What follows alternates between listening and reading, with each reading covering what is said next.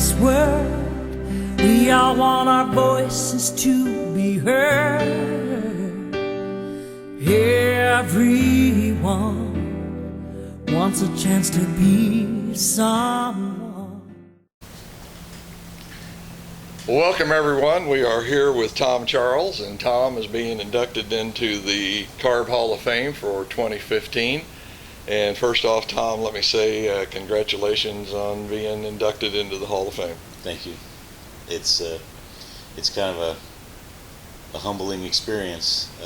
I'm very appreciative, and I didn't know if it would happen. I hoped it would happen. I'm glad that it's here and we can do it. Well, and to me, it's one of those things where you can enjoy it. I mean, right. I know they've done a lot of guys that are deceased, and that's great, but it's too bad we couldn't have done it where they would have the time and their family to be able to enjoy it.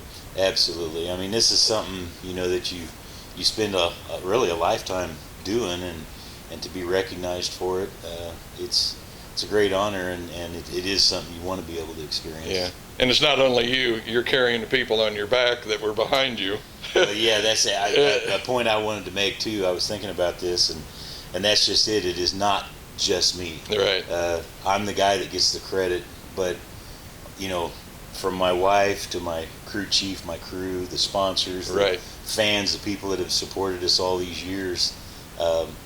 I've been thinking about it ever since I heard about this, and it's just insane. I mean, I couldn't even list off everybody that it took to make this happen. Yeah.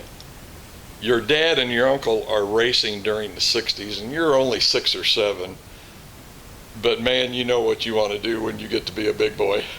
Yeah, I once I saw that track for the first time, I just asked Dad about this today because I didn't know how they got involved, and he said, well, their dad, my grandpa, used to take them to the races at Sweet Springs and Marshall, Missouri, and he said they'd watch guys like Judd Larson race. Oh, wow. And, they loved it, and my dad said, well, Uncle Frank always wanted to do it, so he bought a couple cars, and he was going to do a figure 8 and then one for circle track, and took them to the old Riverside, and they kind of got to thinking, well, shoot, we got 2 cars, let's just run them both. So that's how Dad ended up in it too. And I remember when I guess it was the first night I got to go see him race, I didn't have any clue what racing was. Hadn't seen the cars, hadn't even heard anybody talk about it. But I realized once we went inside and I got to looking around and realizing what was going on, it's like, I think it was the very first night. I kind of took the hook. It set, and from that point on, that's all I thought about. They had you. Oh, absolutely. In 1975, and I love this, on a McDonald's paycheck,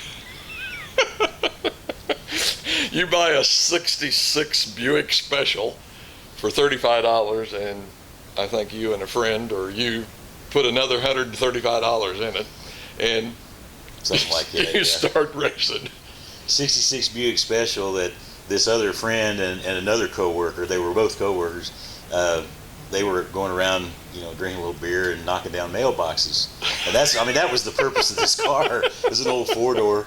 And I had gotten married. I kind of lost track. I mean, I still went to the races and watched, but actually doing it wasn't on my agenda at the moment.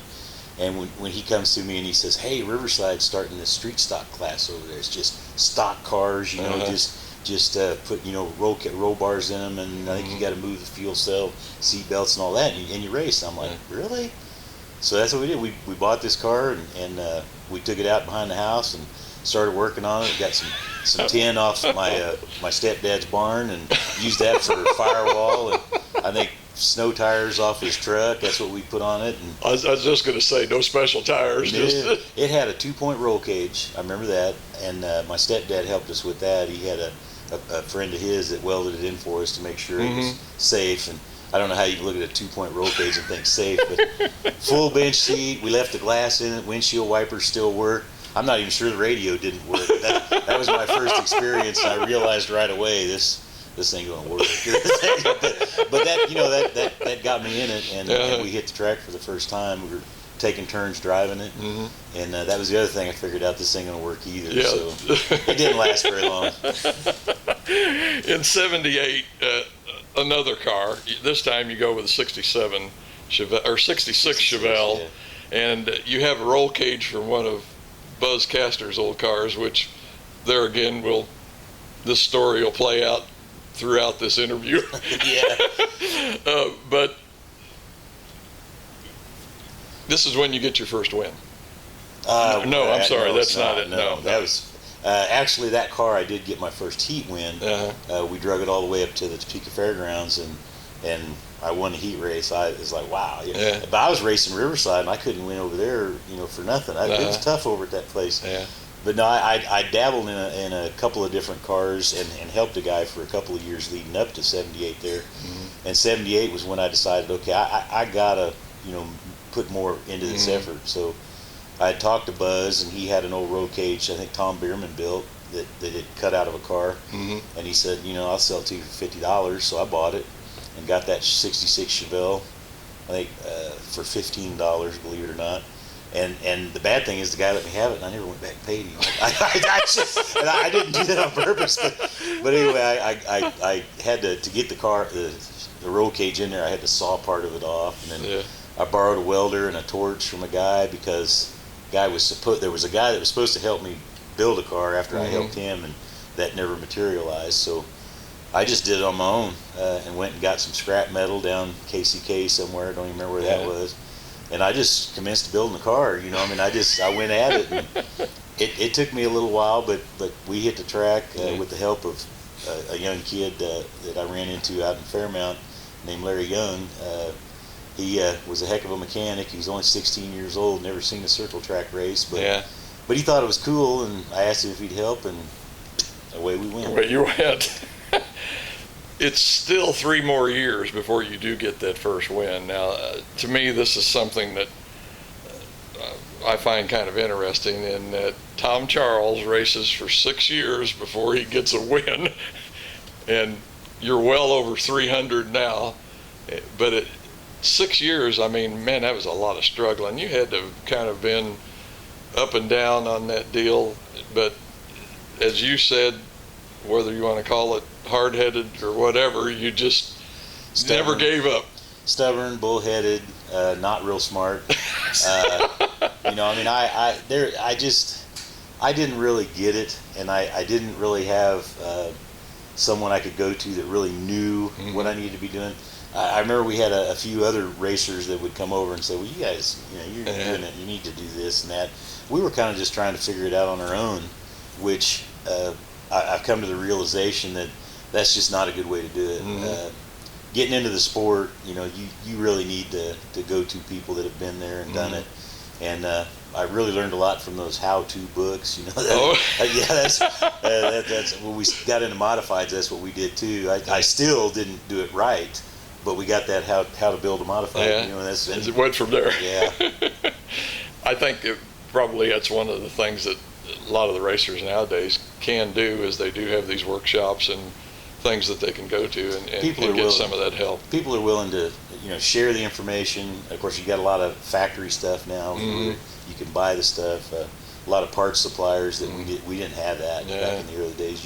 You had to figure it out. Yeah, pick it yourself. Oh yeah, go out in salvage yards and dig it out, and it's changed a lot, but it is what it is. It is what it was. Yeah, that too. Kind of in this '81 era, also you kind of start getting a picture about the whole picture of racing, and like I told you on the phone, particularly one of the things that I remember from that era was the J Truck Driving sponsorship. But not only that, but you were kind of starting to figure out how to present yourself in a race car scene. Well, we kind of learned enough that we started having some success. We were getting fast. We started getting our first feature wins. Being connected with Jay, he was a professional, and he suggested that you guys need to quit hand painting. Because I was doing the lettering on the car, I was saving money. But he says, you need to hire somebody and do it professional and make your deal look good. He said, presentation is important. And, he explained some things to me. I'd never even thought about it, So we did, and we got a hold of Mouse. All his cars always looked nice, the work he did. Yeah. And he did up a car for us, and oh man, I hated to even put it on the racetrack. Yeah, good. We got a sponsor that gave us some chrome wheels, and they were so pretty. I've stuck with chrome wheels ever since. I just, I love that chrome. But we learned that that's part of the deal, the presentation, and then of course the fans like to look at nice cars, and it paid off. Yeah, success story. Like one of the cars that I specifically remember from that area. I mean, I still have a mental picture of it. Never forget it. In 1985, a ride comes along with Joe Bonds in a late model. Tell us about that. Well, what happened on that, we were running real good in the street stock, and Tom Fincher had split up with his wife, and she still had the car, and she was wanting to sell it. It was actually a Sportsman car, and so they had contacted me about driving the car with a for sale sign on it to help them sell it. And I was, yeah, cool. So I shot up there, and I was going to get fitted in the car, and I hadn't been there just a few minutes, and I didn't know Joe Bond at the time, but him and Jim, his Uncle Jim, they pulled in, and I guess they were interested in buying the car. And so I just stayed outside. They all looked the car over, and they talked, and I guess they made the deal. And so they come out and told me sorry, and I understood. Yeah. So I went home disappointed, obviously. Yeah. Money speaks. Yeah, but and that was during '84, and so the winter between '84 and '85, I get a phone call, and it was Joe, and he'd been driving the car, and he just kind of came to the conclusion that just wasn't his thing. But he liked owning the car and being involved in the sport, so he said he recalled that day and the look on my face. He knew how disappointed I was, and I was running good in the street stocks, and he said, I feel like I want you to drive my car. Okay, we can do it. Yeah. It was a good deal. It'll have some success for that? I mean, take a while? Or? Well, we learned a lot, because what we did, like I said, it was a Sportsman car, and we put a quick change in it and the wide fives, and we kind of updated. It was still a stock stub, but we went ahead and ran late model with it, and obviously, weren't that competitive. Taking a knife to a gunfight. Yeah, right. But I did learn, and we did win some heat races. We were running Lakeside and I-70, and I got to meet some of the late model guys, and they were willing to kind of help us out, because it was pretty obvious we weren't going to be a threat. But like I say, I learned a lot, and I met some important people. Yeah. In '86, another late model ride comes along with Gary Gillette, and this is a new Harris late model. So, man, you've got to be feeling pretty good about this. But in our conversation about that, you said this was one of my highest highs and lowest lows. Yeah, So I got the call from Gary, and he thought between my sponsorship with Jay and the money that he could come up with, and of course he had a late model, and he thought, well, we could get all the pieces. We just buy this new chassis from Harris, and they were the hot car at the time, without a doubt. So I said, yeah, and of course, we worked out a deal, and at that point, I mean, I'd come from street stocks to this, and late mine now. I mean, this is the real deal. Yeah. And I hit a high. It's like, things weren't going well right off the bat, but I'd already, in my mind, I was on my way. And I recall, I think we sold all my street stock stuff. I was making plans for the future. You were committed. And things didn't really last very long. We had some communication issues, and long story short, it came to an abrupt end, and I wasn't prepared for that. And I was suddenly without a car. And I was...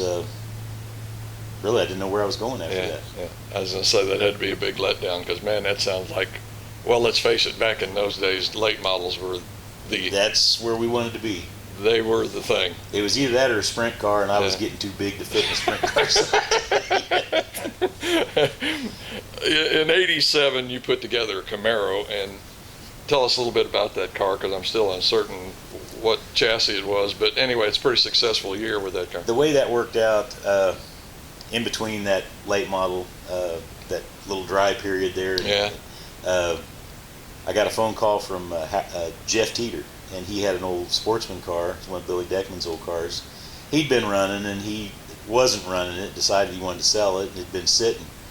And he called me up and says, well, you're not, driving anything. Mm-hmm. You want to go run this car with a for sale sign on it and try and sell it? And I told him no, I wasn't interested. And I hung up and thought about it a little bit, and I thought, wait a minute, I'm not driving anything. How, Yeah. I thought that was kind of stupid. So I called him back and apologized, and I said, if that offer's still on the table, Mm-hmm. I'll do it. Mm-hmm. So he said, okay, not a problem. He says, come and get it. Well, it was in pretty bad shape. They hadn't raced it in quite a while. Uh-huh. So Dale and I got to working on it, and by the end of the season, we were actually winning. We were winning. I think we won the Pepsi Challenge at Lakeside with it. We had gone to Topeka and won some pretty good races. I don't remember how many feature wins we got, but it was feeling pretty good. Yeah. And my whole intent was to help them sell the car, and we got to the final race of the year at Lakeside, and Jeff's dad, Howard, come down and peeled the sign off the car after the feature that night, and I thought, well, there's that. Well, he says, this has been so much fun. He says, I think I'm going to help you boys next year. He says, let's build another car. Let's do it again. And that's how that happened. We got together with Stillman Young. Yeah. We built a Sportsman Camaro. Yeah. And we had, I think Stillman and my car were almost identical. And we hit Lakeside the next year, and I think we ran I-70 and had quite a bit of success, and absolutely had a blast with that car. Now, when you say I-70, you're talking dirt? Dirt. Okay. I never ran there on pavement. Yeah, okay. We're talking about a few years here, 88 through 91. I mean, we've been through street stocks, we've done late models, and now you're starting to do something else in what you call the ugliest race car I have ever seen, but you still get involved. To cover my comment, Larry Castor had brought the modifieds to Riverside as economical class, and I was listening, I was paying attention, and what they were doing was making sense. It was a set of rules that were the same everywhere. Yeah, let me stop you there just a second. Now we're talking, you mean IMCA, which this IMCA, was national rules, and I know these were big back east, but they hadn't really caught on here yet. Right, correct. And the cars here and the cars back east are quite a bit different. But this was something that up in Iowa they kind of put this deal together, and it really, it made sense. But anybody that saw those cars back then, they were horrible looking. They was ugly.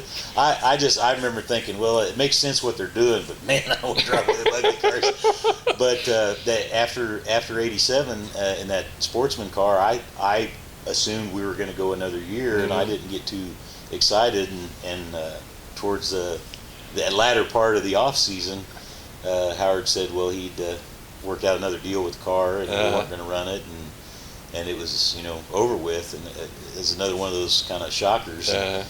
So I was sitting without a car again, and I started looking at those modifieds again. Because we'd been racing, having to run this set of tires, this set of wheels, this carburetor, gas here, alcohol there, and the rules were so all over the place, spoilers and bodies, and I was so aggravated with that I thought, ugly or not, I like that modified deal. So that's what we started working on. You won't say it, but I will.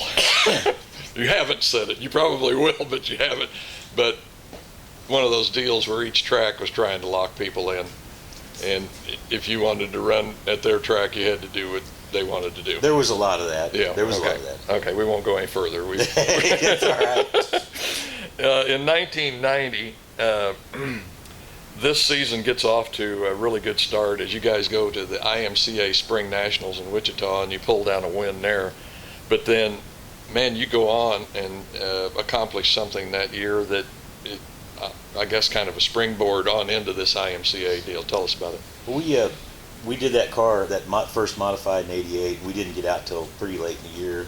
But it was going good. '89 we dabbled at some different tracks. I think that was the first time we went to CMS and some other places, and got the car going good. And so we decided in '90 we were going to get serious about really focusing on this and doing a little bit of traveling. So the Spring Nationals was our first deal. Never seen the place. 81 Speedway, though, I liked that when I saw the sign. I was like, hey, 81, all right. So we went down there. We own this place. We really didn't know what to expect, and things kind of just worked out. It was an afternoon show. I remember the track rubbered up real good, and I started up front, got involved in a first lap skirmish that, excuse me, it took some guys out, but I survived and I didn't have to pit, so I got my spot back, and got the lead on the first lap and never looked back. That was it. Got in the rubber and away you went. Huh? Yep. Yeah. In '92. Boy, my. Yeah. When you get to talking, that happens. Take me from experience. In '92, another deal kind of comes along that's going to change your racing deal here just a little bit. Brian Kraft comes up with a deal where he wants to run an asphalt car at Lakeside. And what were your feelings about that? Well, I think we skipped over something. I was just sitting here thinking about it. Okay, go ahead. In '90, we started off real good at that Spring Nationals, and we went on and finished second in the IMCA. Oh, that's what I mean. Yeah, right. Oh, definitely. That's what I was. And we didn't see that coming, but we were consistent. We ran a lot. I think we ran more than races than about anybody in the country that year. But luck, whatever you want to call it, it was a cool deal, and we were running against Randy Zimmerman, who was that's who we were battling with, and man, we were going at it just back and forth all season. And at the end of the year, Bill Davis in Iowa, he managed to jump ahead of us. I ended up second, Randy was third, but that was cool, and we got some national attention, and those are kind of one of those moments that you can look back and say, wow, that was something. Pretty neat deal. And I've said this several times, but when you think of that, and it's on the national level, it's a big deal. Sometimes I think maybe around here we don't take all that into consideration. It's just, maybe second. Well, there's a lot going out there in racing that a lot of times the local fans they're not aware of. Right. And I know there's some drivers from this area that have done well. Have really done good. And not really got the credit for it. Yeah. Tom, we were talking about Brian Kraft offering you a deal to run an asphalt car at Lakeside Speedway. What'd you think about that? I know Lakeside did the asphalt thing, and I didn't really have any plans of running, and Brian had that idea to do that, and that'd be kind of cool. And so we bought an old Harris dirt car and converted it over, and I used that opportunity to build me another dirt car, and kind of used the Harris car, to pattern it after. And so we had the two cars, and he just wanted to run Lakeside on Friday night. That was it. And he said he didn't want to go to I-70 because he was afraid, that too many cars got tore up, and people got hurt, and he just didn't want to mess with that. And I was cool, that's fine. So I ran for him on Friday, pavement, and then I ran my dirt car Saturday and Sunday, and I was happy. Two more questions about that. One, I think you finished second in the points, if I remember right. Second in points, yeah. Which for a first try on asphalt is not too bad, but more importantly, as a lot of us race fans will remember, I wanted to ask you about the white line rule and what you thought about that. Honestly, I absolutely hated that. I understood why they were doing it, because the track, the way it was, everybody was running the bottom, and there just wasn't any racing. And so it did create some racing. The part I hated, that I was actually trying to run that third groove, in the corners, and try to get that to work.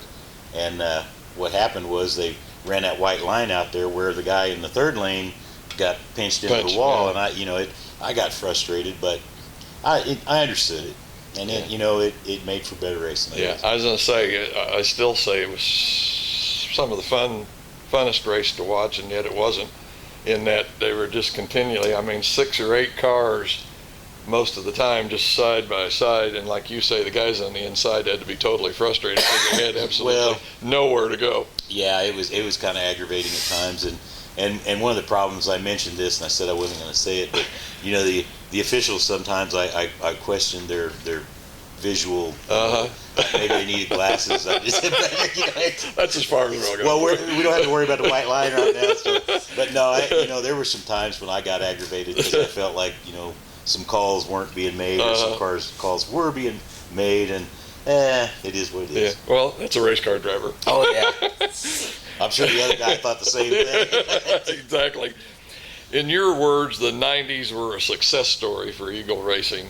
So much so, and I love this, that Dale Kraft, your crew chief, you guys would get home from the races and you were winning so much, and she'd always say, well, how'd you do tonight? Yeah, that was Dale's mom, Betty. Yeah, and Dale would say, we won, and her reply was, are you guys cheating? We'd gotten so to where we was winning so much, and she would ask if she'd get up and says, make sure he was okay and he was coming home. Yeah. It'd be 2 or 3 o'clock in the morning. She'd say, well, how'd you do? And he'd say, we won. Next night or next week, how'd you do? We won. This just went on and on and on. And after a while, he said one night she finally just looked at him and said, are you guys cheating? He's like, come on, Mom. Well, and you would have had to have known Betty a little bit, just a sweet, kind-hearted, I don't know, just a gentle, kind person. Not somebody you'd expect at a racetrack either. No, Yet she was married to Charlie Kraft. Yeah. A lot of races. Yeah. But anyway, that was funny. But anyway, the 90s were just a really good, fun time. A lot of winning. We had a lot of success all the way through the 90s, so much so that the Kansas Racing Jayhawk Journal, Kansas Jayhawk Journal, they named us Driver of the Decade. Right. And I was kind of shocked at that, Yeah. but I very much appreciated it. Yeah. Like I say, fun time. Too bad we can't, go more in depth, but 40 years is a long time and a lot of action and stuff going on during that time. We can't do all of it. I can't even remember all of it. In 95, and I hope I pronounce this, Carl Pappy wants you to drive his late model there again, kind of making another transition. Actually, what happened was I purchased a late model that won the Thunderhill Championship, and I had sold my modified to do that. Mm-hmm. And I was actually using Carl Pape's shop out in Tonganoxie. Now, he had fielded some pavement cars at Lakeside, and still had an old one. And when I did the late model deal, he said, well, how about driving this car for me? And he was going to make a dirt car out of it. And honestly, I wasn't really interested, and I told him, I said, well, I appreciate the offer, but I'd just as soon not. And he said, well, how about he said, I'll pay for it, but if you'll build another modified, would you drive that? Yeah. And I thought, well, now we're talking. Now we're talking. So we ended up, I drove a dirt modified for him, and I drove a dirt late model that I owned, and we ran IMCA. Okay. Now 66, you're going to have to clarify me. I wasn't sure on 96. Gosh, where's my glasses? In 96, you probably come as close to winning the IMCA National Championship as you will in your career. But as the season progresses, you are kind of seeing your crews kind of fatiguing a little bit, and your heart kind of takes over, I think, over your mind, and you're thinking, well, am I doing the right thing here? Yeah, that was, we were running, both cars, and actually running 3 nights a week. We ran the modified alone on Friday, and then we ran the late model modified on Saturday and Sunday, and the Sunday night track was in Bethany, Missouri. Wow. And it was tough, and I was already working the crew to death, as it was, and that Sunday night trip and the long trip home, and everybody going to work on Monday morning. Yeah, it was really beating everybody up. I mean, I got into racing in the first place, to have some fun, and when you see how wore out everybody was getting, and I was feeling it too, And I just remember one night just looking at everybody. I mean, everybody's just sitting on the trailer. We should have been bouncing around having a good night, good fun, and it just wasn't there. And so I talked to the crew and I told them, I said, look, we're going to drop this Sunday night thing.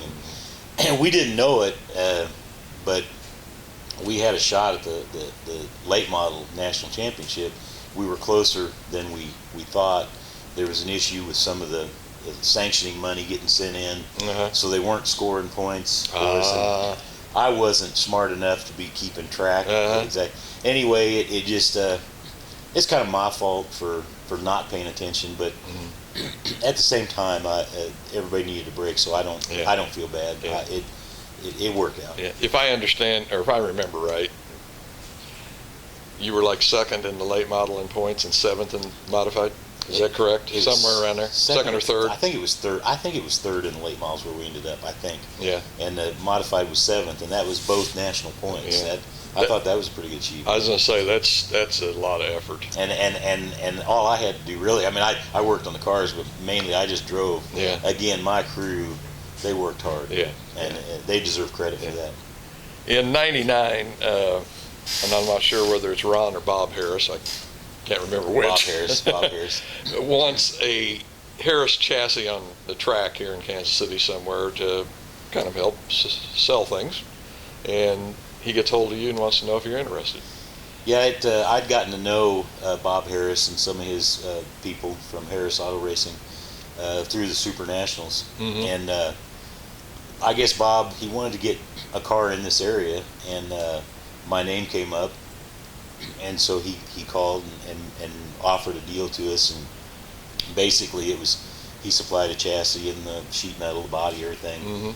We put all the bolt-ons on it, and then ran for him and tried to sell cars, and we did, and it worked out. I mean, we ended up getting some cars sold in this area. You know, whether it was directly because of us or just because we opened that door for him, but the Harris cars started selling in this area pretty good. I was going to say, they were still a pretty good name in the sport at that time. It isn't like, you were bringing something in and showcasing it or whatever. Well, the nice thing for us is we got that opportunity to get factory involved again, and that benefited us. Yeah. Well, I think as you mentioned a couple of times, was also that factory support or whatever you want to call it, because man, that seems like, especially nowadays, it plays such a big role in it, and it had to have a whole lot then, because there just weren't a lot of guys there doing that. The technology was starting to really come on, and things were starting to advance about that point, and you really needed some help. Yeah. You needed that. Yeah. We might say, was this still 2-bar stuff? Yeah, it was still 2-link. 2-bar, okay. 2000, you are starting on the front row of the Supernationals. Just looked at the picture up here. We probably have it at the end of the video, but you're starting on the front row of the Supernationals at Boone, and you end up finishing third. That had to be pretty big for a big guy from Kansas. Yeah. That Supernationals deal, it's such a huge event, and it's where some of us, local guys can go and feel like we're important and a part of something big. Part of the national scene. Yeah, and there were some of those shows that were televised, on satellite or cable, whatever. And it was a neat deal, and again, that's where we met a lot of people and got involved with factory support, and that particular year we had a good run. We won the qualifying feature up there that put us on the front row, and we kind of missed on the setup just a little bit. The car was slow early. I went backwards, and then about mid-race it came back, and I just came up short. I was coming at the end, but I didn't get close enough to actually make a difference. But, yeah, I've got a story about that. You were there. I was there. I was there. And I can't remember whether it was that year or another year, but Dale Kraft, my cousin, second cousin, told me that... My mechanic. But your mechanic, head crew chief, whatever, told me that you guys had put together a motor that was not exactly the motor that you would be thinking would be in the Supernationals, but the reason that you did it because you knew at the end of the night, if, what is the top 5, they auction off the motors. Yep. And he said, we was wanting to sell that motor. Now, is that a true story? We've done that many times. A lot of guys. I mean, there's some good motors that run at Supernationals. Oh, are you kidding? Especially nowadays. Yeah. And every time we went up there, we went up there with a legitimate claimer engine. That's what we raced. And when we sold motors around here, that's what we sold was a claimer. Yeah. And we had the motor he's probably talking about there is the one we called floppy. We had dome pistons in one bank and flat pistons on the other. We kept burning up the inside bank because of a fuel issue we were having. Yeah. And so we put the flat tops on the inside bank, the domes on the other bank. Old motor, it really thumped, and it run good. Actually, we sold it to a guy over at Warrensburg. I take it he wasn't talking about floppy because it went over here at CMS. Yeah. But it was a deal like that. We just throw stuff together. That's what Dale told me. So we just threw something together. He said we knew we were going to lose it at the end of the night. So. Oh yeah. Funny. Okay, moving on. 2001, Eagle Racing turns out what you affectionately call the BJ car, which is sitting beside us. People can't see it, but it's right here to our left. And as of right now, I think we decided it's 12 years old. Yep, believe so. Quite a history. This Been through 3 different generations. This was her 12th season. I built her in 02. I drove it. Dan drove it. Matter of fact, Dan drove that car quite a few years. I think he won the Carrick Memorial with it. Like I say, I had feature wins. He had feature wins. Our grandson drove it this year as a sport mod at Underhill, and he got a feature win. Wow. With it. And 3 generations have actually run that car, and she's still going. Yeah, I was going to say, if I remember you telling me correctly, it may end up in the museum.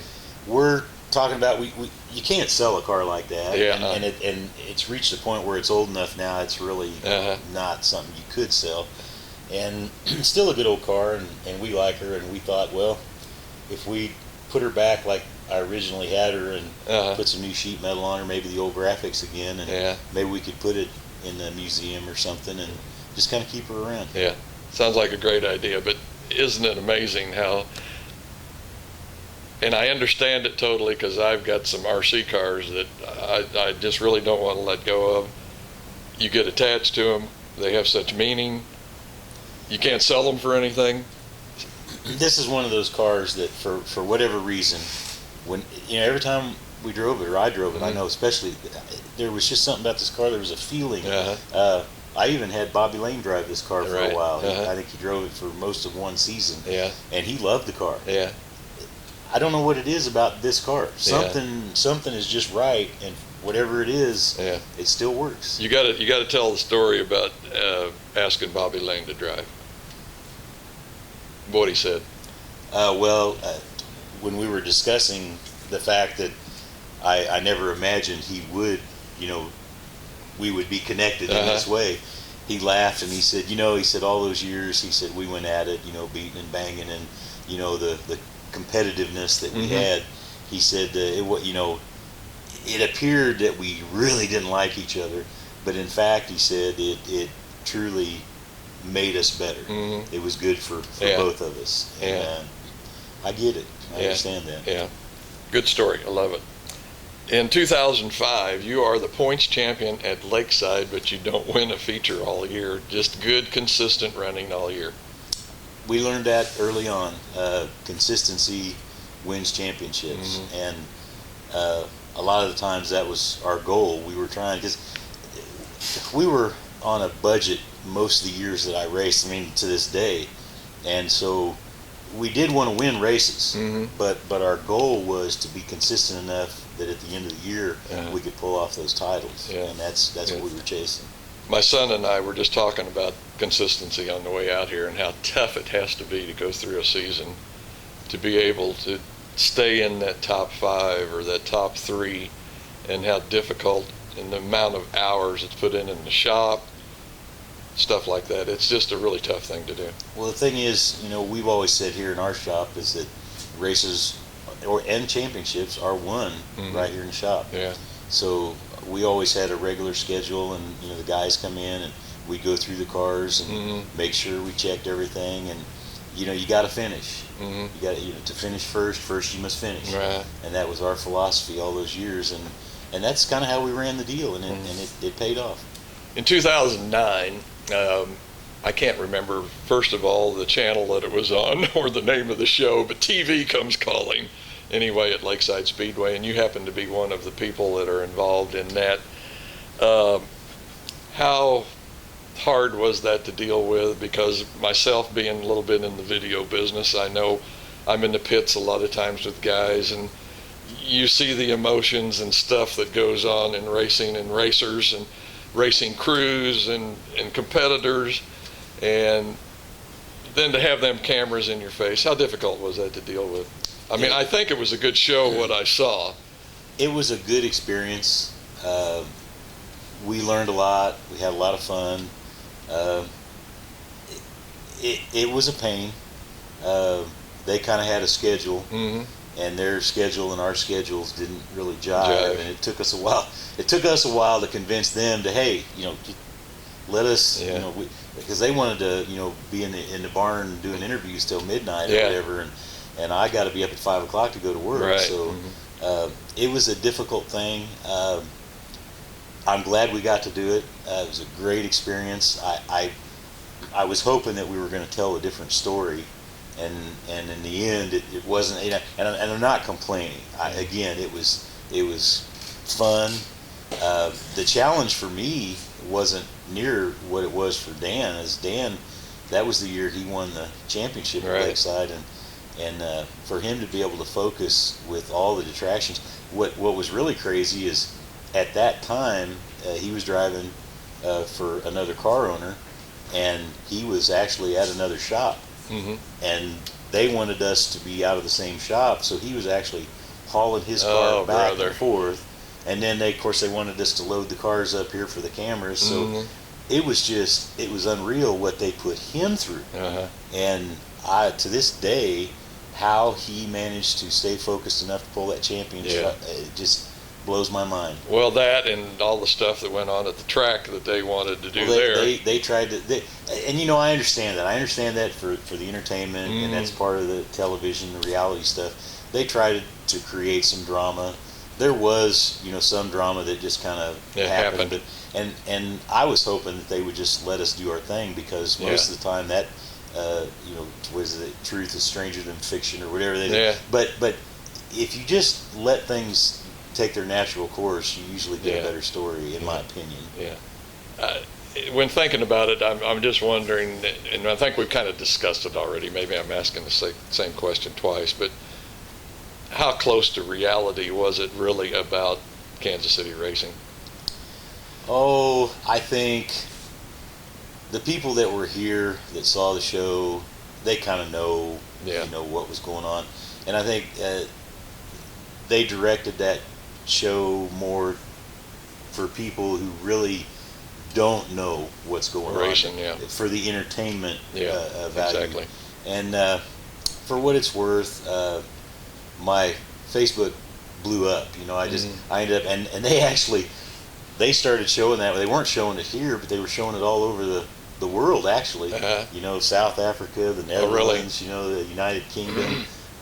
And I'm getting Facebook people, it's like, oh, we love the show. And I could not believe it. Oh, and I got to know a lot of people all over the world because of that show. And that was really great. That was awesome.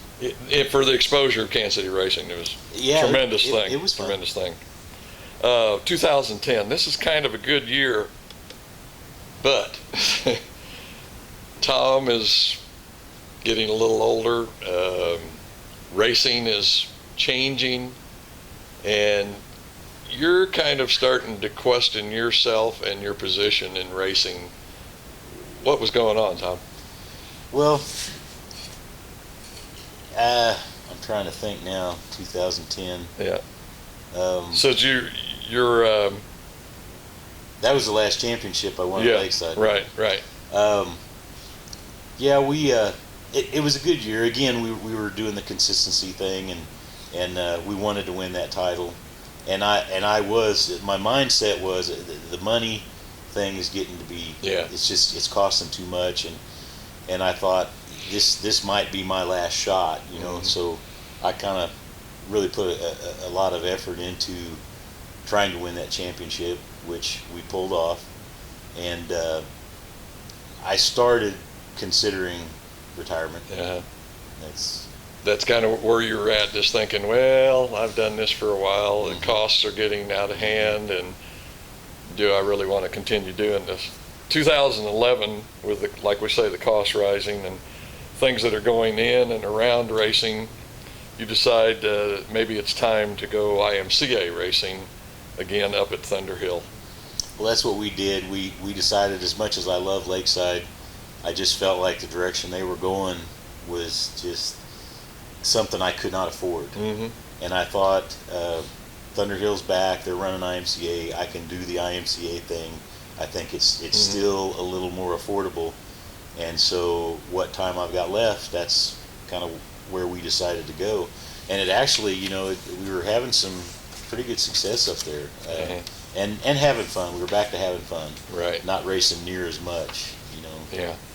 In 2012, once again, you're kind of on the brink of getting out of racing, and Big Bill Buttrick, if I pronounce that right, Buttrick, he steps in and he kind of saves the day, in that he,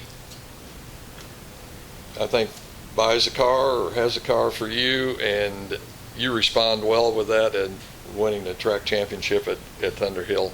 And on the last night, if I remember if this story is right, last night, last turn, not knowing, you win the track championship. That was actually 2013. Okay. But you're right, Big Bill. I started explaining to him that I thought, it's time to get out of this, and he made the comment. He said, "Not if I can help it." Mm-hmm. So he was kind of the one that kept us going. Uh-huh. So we when we got into 2013, he decided to see if I was interested in this crate motor deal. Mm-hmm. And he talked to me about it, and I said, well, I'd love to do it, but I can't afford one. Uh-huh. And he said, I'll buy one, you put it in the car, and we'll see what happens. Mm-hmm. So that's what we did. And win a championship with a crate motor. We did. Wow. We and the thing was, what led up to that was I was running that Dirtworks car, and I had that big crash. That was. I meant to ask you what year that was 2012, and that was when we had the big crash, destroyed the car, and we got a car loaned to us from Dan and his car owner, and it was the Shaw car that's sitting right over there, and it was like, well, go ahead and just use this car and keep going.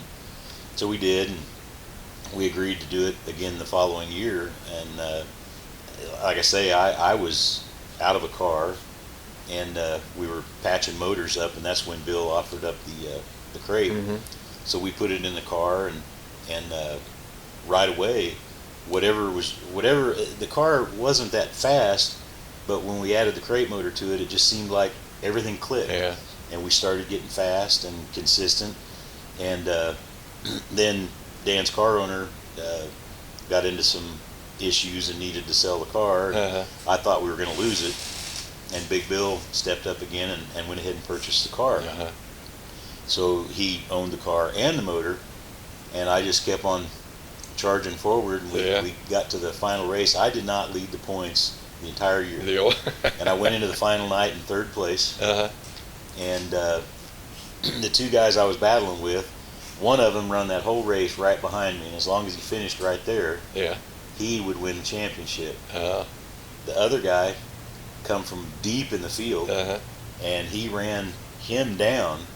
Coming out of turn 4, I'm leading the race. All I can do is win the race and hope that things work out behind me. So I take the checkered flag, I win the race. The guy comes from the back. He passes the guy that had been following me coming out of turn 4 before the checkered, which jumps him in front of him. That guy slides back to third in points. The guy that passed him ties me for the we ended up tied for the points, and I had 2 feature wins because I just won my second one. He had one, and the tiebreaker was feature wins. I ended up the champion. And I don't even know how to explain it, but where was the TV show? Where were they? Yeah, where are they when you need them? Yeah, that was crazy. that had to be a kind of a neat deal, because you probably went into the night thinking, well, there's no hope. I can't do this. I actually I knew I had a chance. Uh-huh. And the entire evening I had it set I got to win this feature. Uh-huh. I have got to win it. There was no guarantee that I Uh-huh. was still going to win the championship, but I knew if I at least did that, Uh-huh. then fate, was going to take It was in their hands. and Yeah. it worked out. and the sweetest thing about that, while we're right there, is in 2013, that was the year that we decided to put together an E-mod for my grandson, because I hadn't been running on Friday nights. Yeah. And so they started that class up at Atchison, and I thought, well, this is great. And he was really wanting to do it. Yeah. He'd been running front wheel drives or something Yeah, before they, that. they had dabbled in that, run a Yeah. few times, and he wanted to do it bad. And his stepbrother was running a B-mod at Lakeside, so I thought, well, let's see what we, and Yeah. we ended up, took an old bent up car, put it together, Yeah. and really just stuff we had laying around. And he ended up getting it together, and ended up, I think, 8 feature wins and Wow. a championship. And he won that championship the night before I ended up winning mine. And you talk about a weekend that I'll never forget. That was so fantastic. Yeah. Kind of on that same note, talking about 2013, and I think you talked about your grandson racing, and of course you've been around Danny with him racing for a number of years, winning championship at Lakeside and all, the TV deal. But you say that working with your grandson on this thing with the E-mod has been probably some of the most fun, rewarding time that you've spent in racing. Well, it was. I mean, there's been a lot of great moments, like winning the first feature, winning your first championship. Same thing with Dan, seeing his first feature win, his first championship. Yeah. Austin, same deal. His first win, his first championship. Those are just the highlights of being able to do this. But the really cool thing is that I've reached that point in my life now where I'm really able to see things from a whole different point of view. And just watching the grandson go through the experiences and the highs and lows, and getting to do something that I've loved doing all these years, it had a special kind of meaning, and I don't know how to explain that. I mean, I enjoyed it when I did it, and I enjoyed it when Dan did it. But it just seems like when you get to the grandkids, things have changed so much, and you're just able to take it in a way that is just so satisfying. Yeah. And again, we ran this year, and he had another great year, and I'm looking forward to watching him progress, whether I drive or not. Yeah. I know I'm going to be in this sport for a while. Yeah. I can see it. In it or around it. Yeah, absolutely. Tom, we might touch on this just a little bit. Maybe more important than the racing, I don't know, but we're going to touch on it just a little bit. But I know you're a man of faith, and you've worked at that. You've been with several different religious organizations that have worked around racing, and you've worked with those. And as we talked on the phone the other night, you explained how so much of what has happened in your life and your racing career, there had to be a bigger picture than just Tom Charles. Well, I believe that. I know there's a lot of people in the world that don't care to believe. I've experienced so many things in my life that just,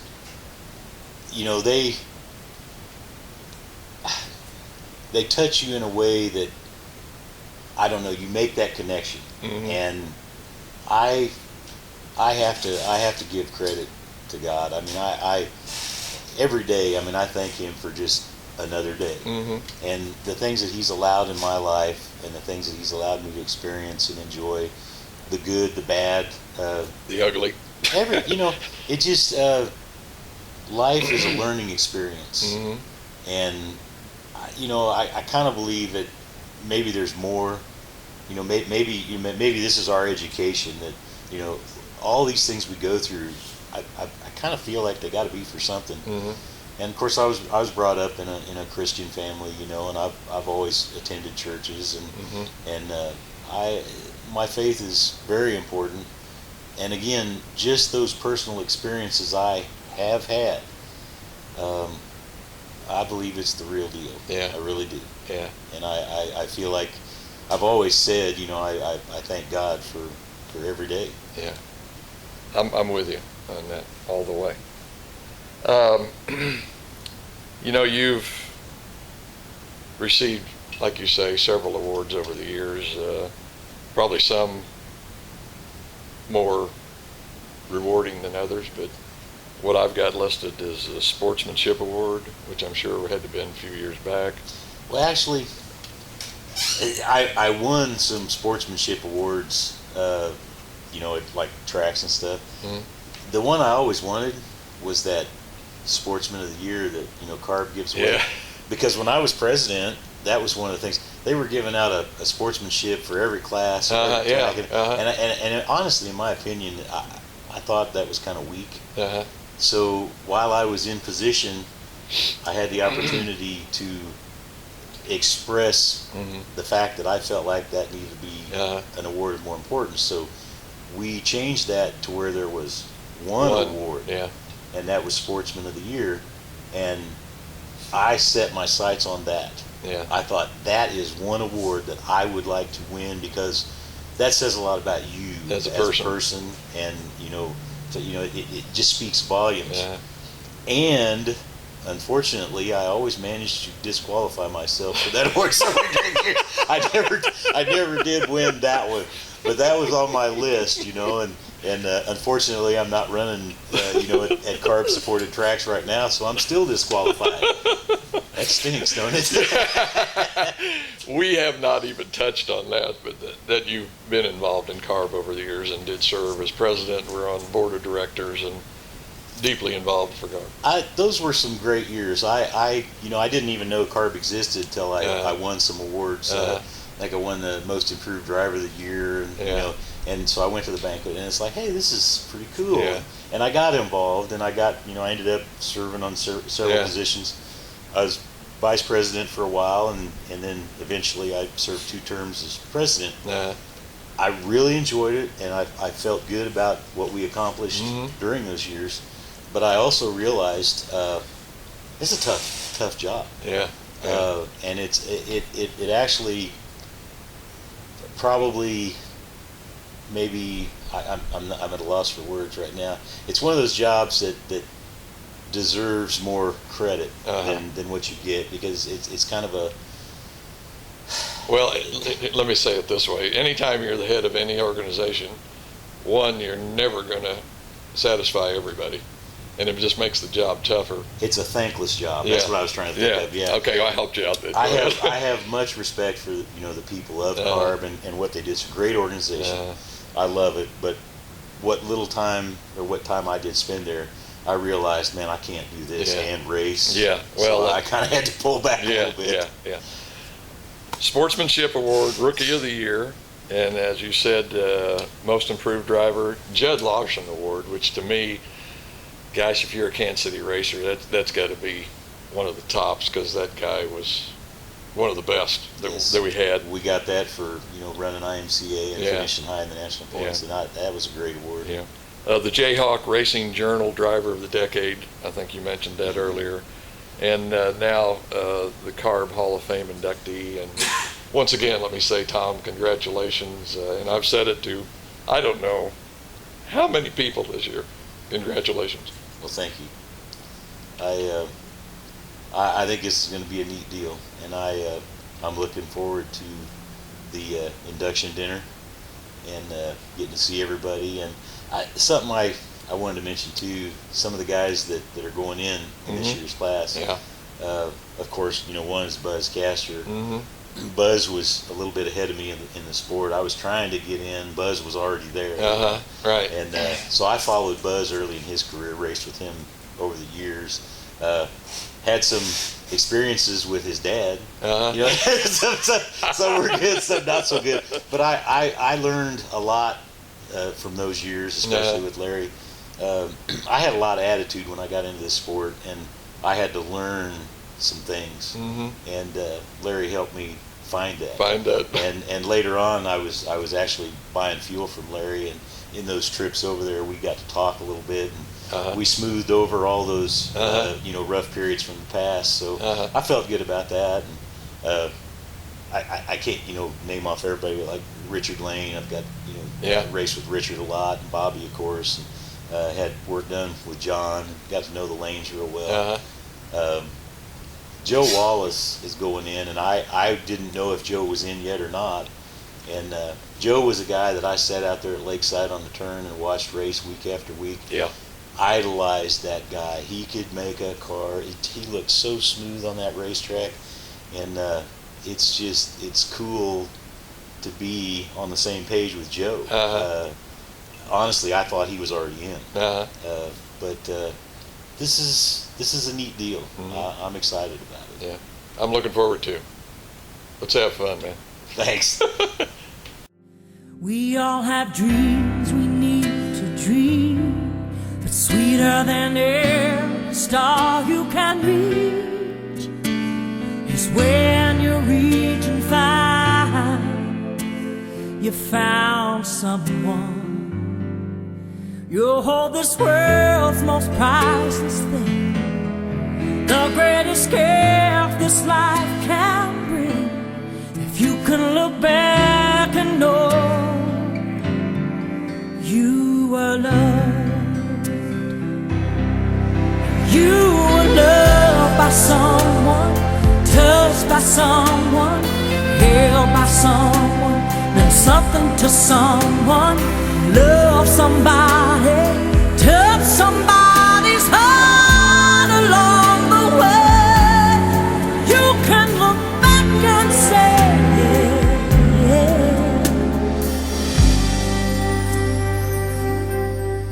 you were loved. You can have diamonds in your head, have all the riches in the lake,